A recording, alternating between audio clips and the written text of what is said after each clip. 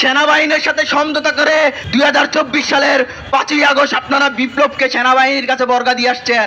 এই যে উদ্ধত্তপূর্ণ বক্তব্য, এর জন্য আমাদের যে দাঁড়াতে হচ্ছে, এটা আমাদের জন্য, পুরো জাতির জন্য লজ্জাকর।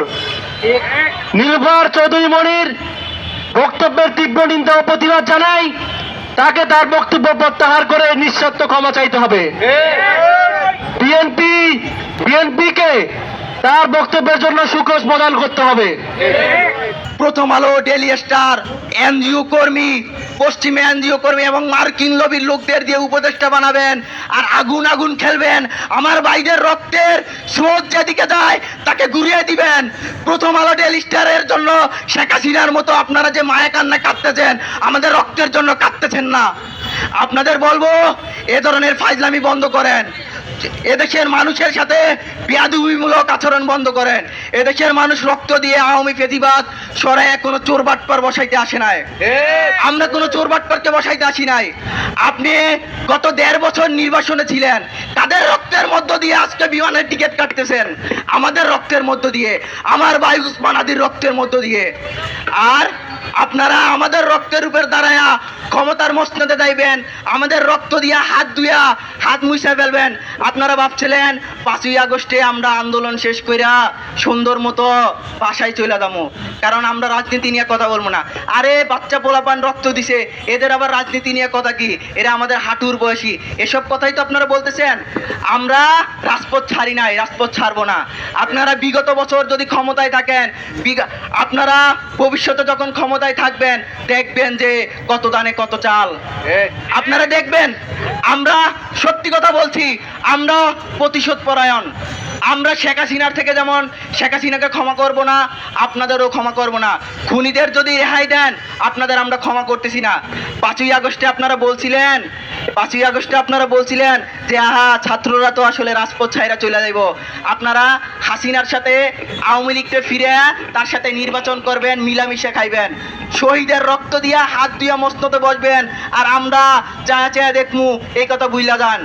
আপনাদের আর তারেক রহমান আপনাকে হুঁশিয়ার দিচ্ছি, আপনি আগামীকাল ফিরে আসবেন। আমি জানের ভয় পাই না। হ্যাঁ, আমাকে মেরে ফেললেও কিছু যায় আসে না, আমাকে নানান জায়গা থেকে হুমকি দেওয়া হয়েছে, কিছু যায় আসে না। তারেক রহমান যদি আপনার দলের লোকটা যদি আমাকে হুমকি দিতে চায়, তাহলে কিছু যায় আসে না। আপনি যদি আপনার দলের লোকটা যদি আমাকে গুলি করে মেরে ফেলতে চায়, মেরে ফেলো, কিছু যায় আসে না। আমরা শুধু মরবো। রক্ত দিতে দিতে এই মাটির যতদিন পর্যন্ত তৃষ্ণা মিটবে না, ততদিন আমরা রক্ত দেব। যখন প্রতিরোধ করে তুলবো আপনাদের রক্ত দিয়া, এটা শুধু বঙ্গোপসাগর হইব না, এটা 7 সমুদ্র বানায় ফেলবো। আপনাদের বলতেছি, হুঁশিয়ার হয়ে যান, সাবধান হয়ে যান। বাংলাদেশের মানুষ নিয়ে ফাইজলামি করে বাদ দেন। আগেরকার দিনের সেই রাজনীতি নাই, সেই রাজনীতি পরিবর্তন হয়ে গেছে। পরিবর্তনের পথে আসুন, সংস্কারের পথে আসুন, শহীদের রক্তের প্রতি সম্মান দেন, নয়তো সেই রক্তে চুবে মারমু। এটা এসে আমার হুঁশিয়ার, এটা আমার হুমকি, এটা আমার প্রতিশোধ। এই যে উদ্ধত্তপূর্ণ বক্তব্য, এর জন্য আমাদের যে দাঁড়াতে হচ্ছে, এটা আমাদের জন্য, পুরো জাতির জন্য লজ্জাকর। নীলুফার চৌধুরী মনির বক্তব্যের তীব্র নিন্দা ও প্রতিবাদ জানাই। তাকে তার বক্তব্য প্রত্যাহার করে নিঃশর্ত ক্ষমা চাইতে হবে। বিএনপিকে তার বক্তব্যের জন্য সুখোশ প্রদান করতে হবে। আমরা দেখেছি এর আগে ফজলুর রহমান যে বারবার জুলাইকে বিকৃত বলে, কালো শক্তি বলে বিভিন্নভাবে অপদস্থ করেছিল। এরপর আমরা দেখেছি তাকে 3 মাসের জন্য সাময়িক বরখাস্ত। এখন আমরা দেখছি তাকে সংসদ সদস্য মনোনয়ন দেওয়া হয়েছে। তাহলে এই যে বিএনপি ডাবল স্ট্যান্ডার্ড, বিএনপি যে জুলাই কবুল করছে না, সেটা আমরা দেখছি। বিএনপির এই চরিত্র আমরা 1975 সালের পরবর্তীতেও দেখেছি। 1975 সালের 15ই আগস্ট সেনা বিপ্লবের মাধ্যমে যে বিপ্লব হয়েছিল, বিএনপি জেগে থেকে জন্ম হয়েছিল, যেই সুবিধাটা নিয়েছিল, পরবর্তীতে 15ই আগস্টের বিপ্লবীদেরকে তারা বাংলাদেশে বাঁচতে দেন নাই। আমরা দেখেছি তাদেরকে যখন ফাঁসি দিয়েছিল খুনি হাসিনা এবং তার আদালত, তখন তাদের বিরুদ্ধে তাদেরকে বাঁচাতে কোনো উদ্যোগ নেয়নি। অথচ 1975 সালের 15ই আগস্ট না হলে এই বিএনপির জন্ম কখনোই হতো না।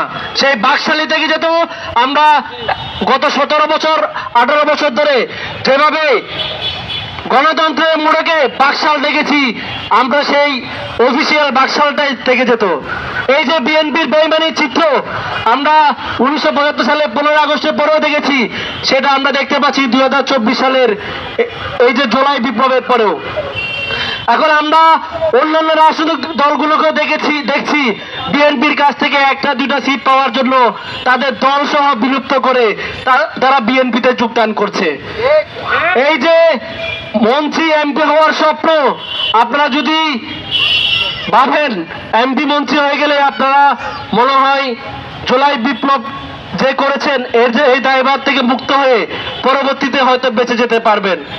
এই যে হাদি হত্যা হলো, যদি হাদি হত্যার বিচার সুষ্ঠুভাবে না হয়, গ্রেপ্তার না হয়, তাহলে মনে করবেন আপনারাই নেক্সট টার্গেট।